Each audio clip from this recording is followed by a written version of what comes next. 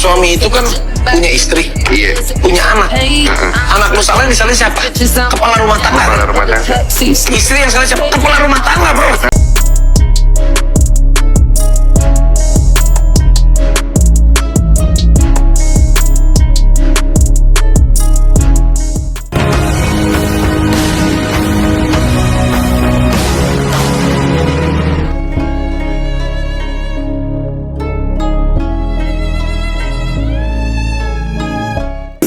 Itu suaminya. Iya. Itu suaminya. Enggak, karena gini, buat gua tuh. Suaminya, gua Suaminya. Kenapa suaminya? Jadi cewek. Kenapa? Sama lagi nih lah. Ini suami nih. Raffi Ahmad terkejut saat pertama kali mengetahui bahwa Baim Wong secara resmi mengumumkan akan menutup akun YouTube pribadinya yang bernama Bapau Family. Tak hanya itu, Baim Wong juga memecat beberapa karyawannya yang selama ini bekerja di channel YouTube-nya. Baik itu kreator, editor, fotografer maupun lainnya. Raffi Ahmad selaku sahabat dekat Baim Wong langsung buka suara mengenai hal tersebut. Lewat salah satu cuplikan video di media sosial, suami Nagita Slavina itu ikut bereaksi terkait dengan keputusan Baim Wong tersebut. Dalam pernyataannya, Raffi Ahmad menyayangkan atas keputusan dari Papa Kiano dan Kenzo itu, dan sangat berharap Baim Wong tak melakukan hal tersebut. Menurut Raffi, sangat disayangkan jika akun Bapau Family ditutup, mengingat dalam channel tersebut begitu banyak momen-momen Baim Wong keluar dan sahabat-sahabatnya dalam channel tersebut. Sebagaimana yang diketahui, dalam proses cerai dari Paula Verhoeven, Baim Wong tak lagi eksis di YouTube. Bahkan, dalam tayangan YouTube Baim Paula, terakhir upload pada sebulan terakhir. Postingan terakhir YouTube-nya, menampilkan preview film Lembayung yang disutradarainya. Dalam tayangan itu, video itu hanya ditonton 51.000. Bahkan, dari sejumlah konten sejak 3 bulan lalu, hanya berisi film Lembayung. Nah, ada yang menarik. Baim Wong mengungkapkan nasib channel YouTube-nya yang pernah mendulang uang. Hal ini terungkap kala Nikita Mirzani datang ke kantornya sepekan lalu. Dalam tayangan Crazy Nikmir, Nikita Mirzani terlihat mendatangi kantor Baim Wong. Nikita Mirzani datang ke ruangan editor YouTube Baim Paula. Pada ruangan itu, terlihat banyak komputer, namun tak terpakai. "Emang lo YouTube masih jalan Im?" tanya Nikmir. "Udah jarang ih," jawab Baim. Nikita bingung, monitor banyak tapi YouTube tak jalan. "Ya itu mau dipecat-pecatin kali," kata Baim sambil menunjuk tapi tertawa. "Pengurangan pegawai," kata Nikita. Rupanya, Baim cuma bercanda. Dia mau memberdayakan di divisi lain. "Gak, bercanda, mereka bisa bekerja di tempat yang lain," katanya. Sebelumnya, pengakuan model Paula Verhoeven bersyukur menikah dengan Baim Wong. Di tengah proses cerai dengan tuduhan berselingkuh, Paula Verhoeven membuat pengakuan bersyukur menikah dengan Baim Wong. Paula Verhoeven pun menyinggung soal hijab dan anak. Seperti diketahui, Baim Wong resmi menggugat cerai Paula Verhoeven. Baim menuduh Paula berselingkuh dengan sang sahabat. Tak main-main dengan tuduhannya, Baim sampai membawa 40 bukti di persidangan termasuk rekaman. "Pokoknya alhamdulillah penyerahan bukti sudah semua, saya lega. Saya sudah menunggu banget hari ini," ucap Baim. Ada sekitar 40 bukti, terus Baim Wong dituduh selingkuh oleh Baim. Paula pun sempat membantahnya. Paula juga tak marah atau dendam dengan tuduhan sang suami. Sebaliknya, model kelahiran Semarang ini justru bersyukur menikah dengan Baim Wong. Menurutnya, Baim membawa perubahan besar dalam hidupnya, terutama dalam hal agama. Ia mengaku berkat peran Baim Wong, kini dirinya jadi rajin salat, memakai hijab dan ikut kajian. Tak hanya itu, ia juga sangat bersyukur dikaruniai 2 anak laki-laki yang sangat lucu. Dalam sebuah doa, "Aku sempat bilang sama Allah, terima kasih ya Allah telah kau hadirkan seorang Baim Wong dalam hidup aku. Mungkin karena Baim aku jadi salat 5 waktu, karena Baim aku jadi salat di mal, dan karena Baim aku sekarang punya 2 anak yang lucu-lucu, dan karena Baim aku sekarang pakai hijab dan ikut kajian," ungkap Paula Verhoeven. Ia juga bersyukur akhirnya memutuskan hijrah ke arah yang lebih baik. "Mungkin kalau aku tidak ada di titik ini, hijrah, aku mungkin gak sekuat ini menghadapi masalah ini," tambahnya. Mengetahui hal itu, netizen ramai memberi komentar. Banyak yang meminta agar Paula bersabar dengan masalahnya dengan Baim. Nah, gimana nih menurut netizen yang terhormat? Silahkan berkomentar ya.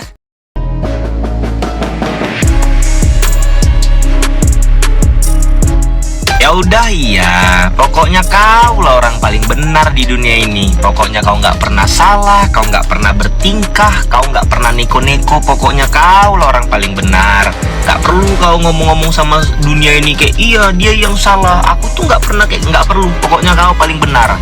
Hakim garis saja udah diangkat ya bendera offside, ditengoknya kau yang offside, di cancel sama dia, dibilangnya, oh nggak, salah aku keputusanku, dia yang benar. Jadi nggak usah perlu playing victim gitu, nggak perlu lah kau. Udah kau yang paling benar. Hak asuh anak inilah yang membuat dia sampai menangis juga karena rasa emosi yang ditahan di dalam persidangan kemarin itu. Nah, beritanya kan sidang kemarin itu sempat ramai, adu mulut dan sampai terdengar di luar sidang, di luar ruangan sidang. Nah, tentunya itu adu argumen karena di sini di kemarin itu yang namanya Baim, ya maksudnya Baim sudah memberikan bukti-bukti perselingkuhan dari Paula, dan tentunya pihak Paula harus bisa menyangkal dari bukti-bukti tersebut. Nah, disinilah pasti ada emosi-emosi yang meledak-meledak, yang ditahan, yang pada akhirnya berubah tangisan. Nah, di sini Paula berharap ada kebijaksanaan terkait hak asuh anak.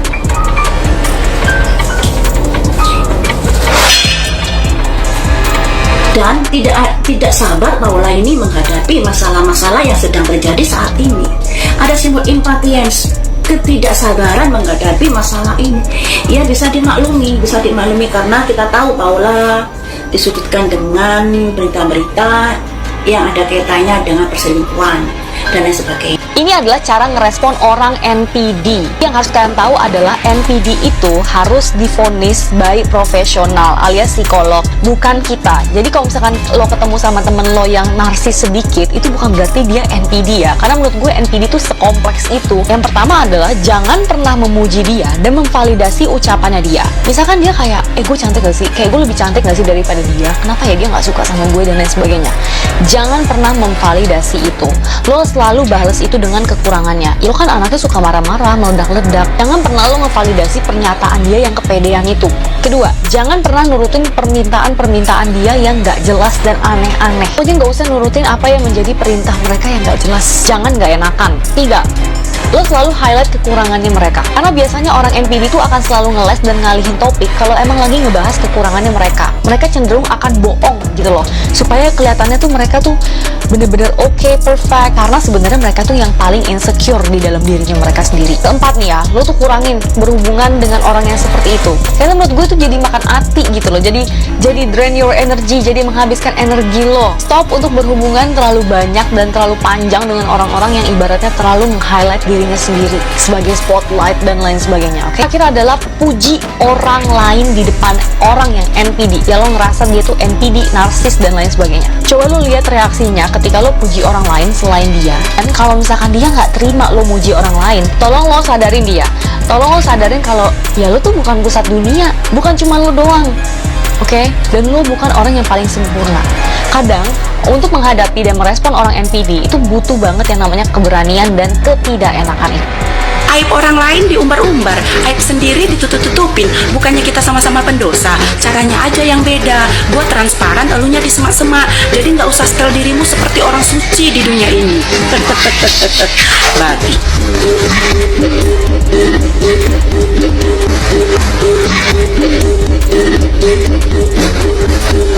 Gue udah pernah bilang kan sebelumnya kalau orang yang bener-bener truly happy, bukan pretend to be happy, itu nggak akan tuh yang namanya cari-cari masalah atau drama sama orang lain. Tapi sekarang yang menjadi pertanyaan, itu apa sih yang bikin lo tuh nggak happy? Apa sih yang bikin lo tuh masih aja nggak truly, completely happy? Ya simply karena sebenarnya lo tuh masih belum fully move on dari masa lalu lo. Apapun itu aspeknya, entah misalkan lo tuh masih belum terima, lo masih nggak bisa terima kalau faktanya mantan lo tuh lebih happy sekarang jauh. Lo masih terus membanding-bandingkan diri lo gitu sama orang lain. Tanpa lo sadari bahkan lo ada benchmark tertentu untuk meraih level orang itu. Atau misal contoh simpel lainnya deh, misalkan lo tuh masih kayak ngerasa ego lo teriris-iris karena lo pernah ditolak cintanya oleh seseorang, atau nggak terimaan lain di aspek karir. Misalkan lo tuh pernah ngelamar di suatu company dan ternyata nggak diterima. Dan ini semua tuh bisa aja terjadi tanpa lo sadari gitu loh. Kayak mungkin lo ngakunya gue udah happy, gue udah bisa ini itu, gue happy lah, happy sih paling happy. Tapi ternyata nyatanya enggak gitu loh. Lo masih terus ada rasa ngebanding-bandingin diri, lo terus masih ada ngerasa selalu kurang, lo masih terus ngerasa kayak ada unfinished business, ada sesuatu yang ganjel. Yang sebenarnya ya itu nggak ganjel sama siapa-siapa, itu ganjel pada diri lo sendiri. Itu semua adalah adalah urusan lo sendiri. Saran gue mungkin lo coba yang namanya healing, bener-bener healing gitu loh, bukan healing kayak semata-mata lo pengen pamer ke social media, oh kalau gue tuh pergi nih ke Bali, gue melukat bla bla bla, tapi bener-bener heal, focus on yourself, focus on your own well-being, your self-improvement, biar lo juga ada satisfaction gitu loh terhadap diri lo sendiri tanpa lo harus ngebanding-bandingin atau bahkan ngebenchmarkin diri lo dengan orang yang lo banding-bandingin itu. Dan dengan begitu orang-orang pun ya, tanpa lo harus ngomong, tanpa lo harus declare kalau gue tuh manusia paling happy,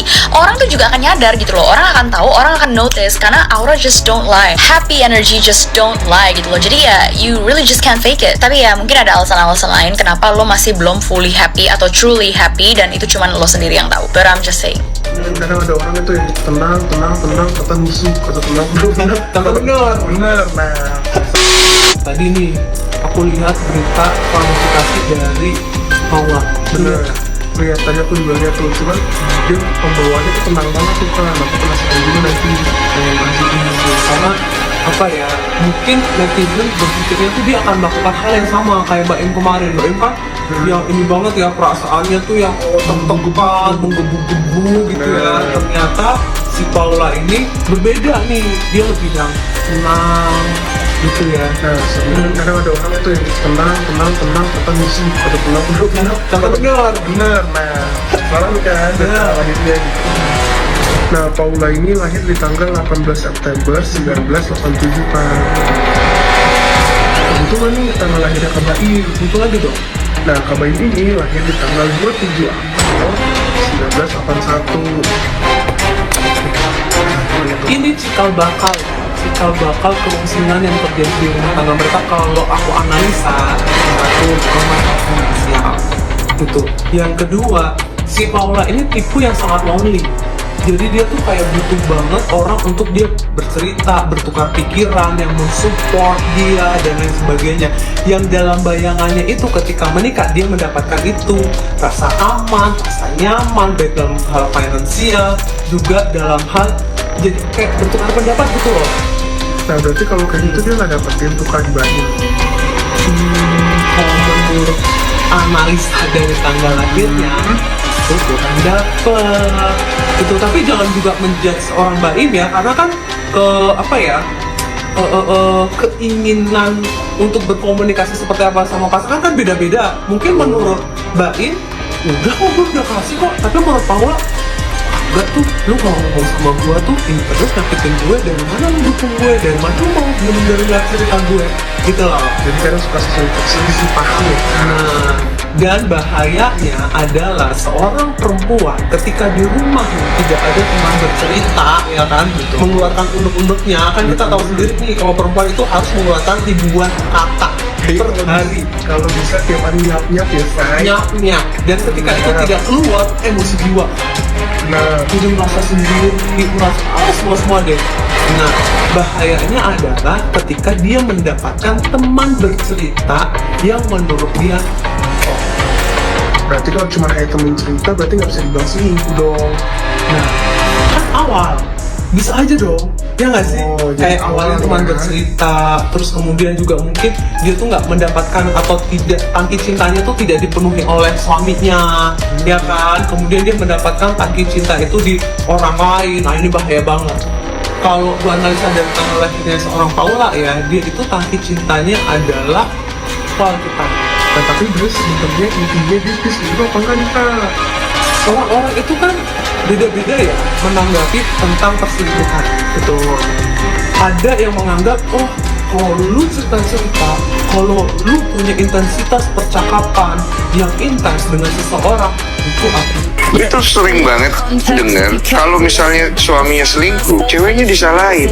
Kalau menurut lo, kalau suami selingkuh, yang salah siapa? Suaminya. Ih, cakep banget ya. Itu suaminya. Iya. Itu suaminya. Enggak, karena gini, buat gue tuh. Suaminya, gua Suaminya. Kenapa suaminya? Jadi cewek. Kenapa? Sama lagi nih lah. Ini suami nih. Suami itu kan punya istri, Iya. punya anak. Anak lu salah, disalahin siapa? Kepala rumah tangga. Kepala rumah tangga. Istri yang salah siapa? Kepala rumah tangga, bro.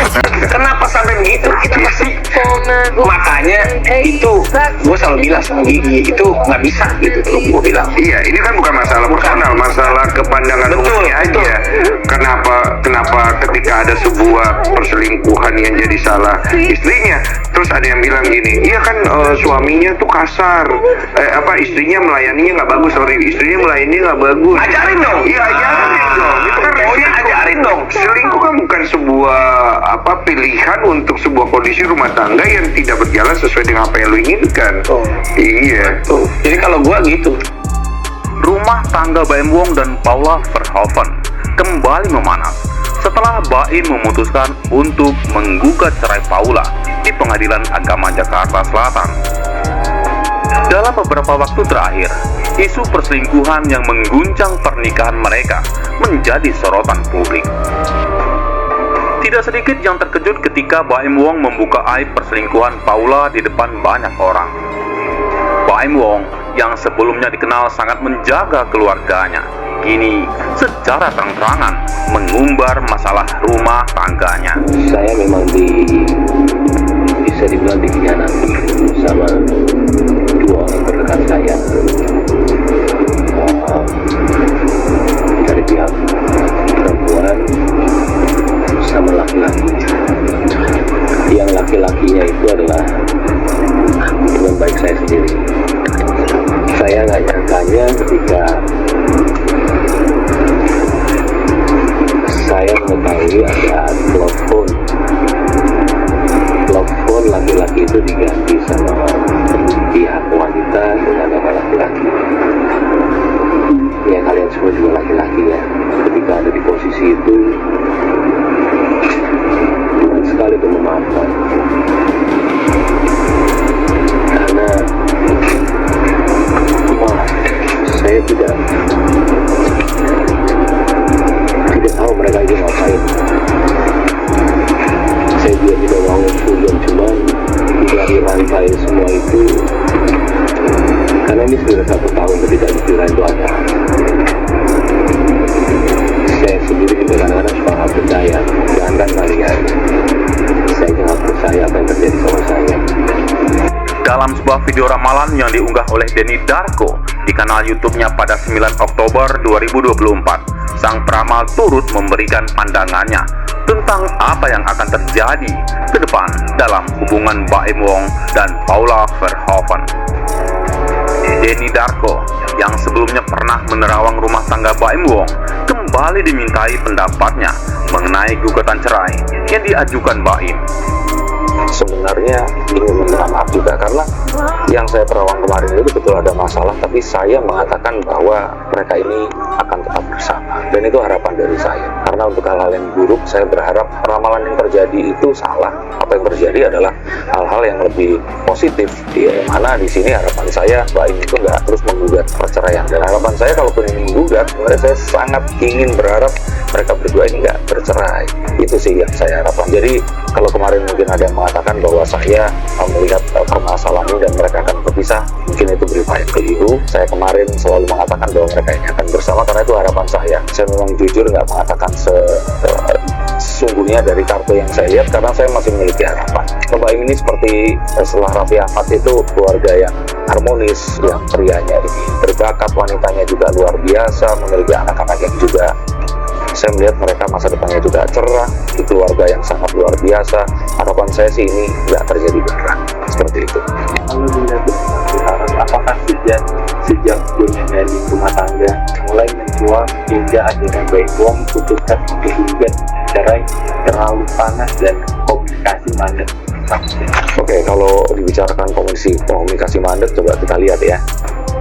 Sebenarnya kan awak media ini sudah mulai mencium gelagat tersebut, tapi tidak mengetahui apa yang sebenarnya terjadi sampai akhirnya Baim membuka versinya dia. Dan kita di sini, harapan saya di sini adalah publik tidak juga 100% langsung percaya, tapi masih percaya ya pengakuan dari Baim Wong. Pengakuan itu memang iya, kita percaya dia membicarakan seperti itu. Apakah itu fakta? Kita perlu pembuktian. Dan kita juga kedua perlu klarifikasi dari pihak Paula Verhoeven juga. Karena satu, ini kan klarifikasi satu pihak, dan mengapa dibilang diduga, karena belum ada bukti bahwa hal tersebut memang terjadi. Tapi sebenarnya kalau saya bilang di sini memanas, ya sebenarnya karena tidak ada klarifikasi selama ini dan baru sekarang ini. Kartu ini menunjukkan bahwa meskipun ada sedikit harapan, keputusan besar sudah dibuat oleh Baim Wong. Kendati demikian, keputusan akhir tampaknya masih tergantung pada sikap Paula Verhoeven terhadap situasi ini. So far, kalau sampai hari ini belum ada perubahan, tapi kemungkinan bisa saja ada, walaupun sangat kecil, ungkap Denny Darko ketika ditanya apakah Baim Wong masih punya kemungkinan untuk mencabut gugatannya. Denny Darko menyimpulkan bahwa meskipun ada harapan kecil untuk perdamaian, namun Baim Wong tampaknya sudah siap dengan keputusan untuk melanjutkan proses perceraian. Meskipun ada sedikit peluang untuk rekonsiliasi jika Paula tidak mengambil tindakan yang tepat, kemungkinan besar perceraian mereka akan dilanjutkan. Saya sih melihatnya mungkin dia memiliki prinsip jangan melawan api dengan api gitu ya. Jangan melawan hal yang salah juga dengan perbuatan salah, atau melawan emosi dengan emosi gitu ya. Jadi memang bersikap diam, bijak, lebih logis untuk memikirkan dampak jangka panjang dari setiap tindakan dan pernyataan yang diberikan itu menurut saya lebih bijaksana ketimbang harus mengungkapkan emosi yang terlalu ekspresif padahal tujuannya mungkin tidak sejalan. Yang saya tahu, yang harus kita benarkan, yang harus kita tiru ada hal-hal yang positif. Itu kan begitu teorinya, tapi dia sudah menyampaikan dengan keberanian dia, itu luar biasa sekali. Akankah Baim Wong dan Paula Verhoeven berpisah ataukah mereka berhasil memperbaiki hubungan mereka di tengah isu perselingkuhan? Semua mata kini tertuju pada mereka, menunggu bagaimana kisah ini akan berakhir.